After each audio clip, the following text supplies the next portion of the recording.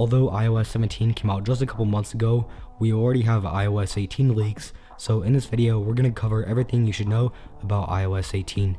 First off, let's start off with some leaks from Mark Gurman from Bloomberg's. So he claims that new features should improve how both Siri and the Messages app can field questions and autocomplete sentences, mirroring recent changes to completing services. He also says that Apple is likely going to integrate AI into many of their own stock applications such as music, podcasts, and pages.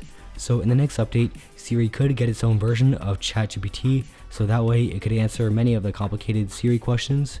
And if you don't know already, many people are already using the Shortcuts app and ChatGPT combined to create a more enhanced version of Siri that is able to answer complicated responses. Now moving on from AI, as most of you already know, Apple is releasing their own VR headset in 2024, which means that VR related features will be implemented into the iPhone and iPad. We don't know anything about what this is going to look like, but what we do know for sure is that with a $3,500 accessory, Apple is going to make an app for it. Now let's move on to the next iOS 18 feature. So over time, RCS Messaging is replacing SMS, so Apple is definitely going to add support for it. Now if you don't know already, RCS Messaging allows users to share high quality photos and videos, keep conversations more secure, and the next two are more specific to iPhone users messaging Android users, but it will also allow you to know when someone is typing and when someone has read your message. Also, some other features we expected on iOS 17 may actually come to iOS 18. These features include the ability to officially download third-party app stores through Apple's official app store.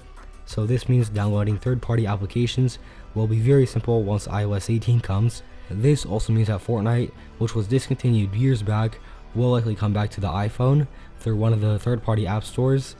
And this may even happen sooner than iOS 18, since the European Union is requiring Apple to implement this feature by March 6, 2024.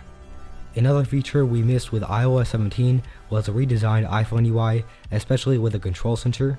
This hasn't happened since iOS 7, and there have been theories of Apple completely redesigning the iPhone software ever since iOS 16 was out. Now let's talk about a couple smaller features that Apple adds to their iPhones every year. So every year Apple releases new emojis and bug fixes to their iPhones, so these features are definitely expected to come to iOS 18 if Apple chooses to continue following this trend. So let's now talk about whether or not your device will be supported with the iOS 18. Now there is a chance that Apple chooses to drop support for your iPhone with the next update if Apple keeps following the trend that they have been for the last couple years. And both iOS 16 and 17 drop support for several iPhones, but iOS 15, 14, and 13 all supported the same devices, so whether Apple chooses to drop support for any devices is unknown. Personally, I believe that if your device got iOS 17, it will get iOS 18 as well, since the iPhone XR and XS are very capable of getting another update, but ultimately, whether Apple will drop support for these phones are yet to be known.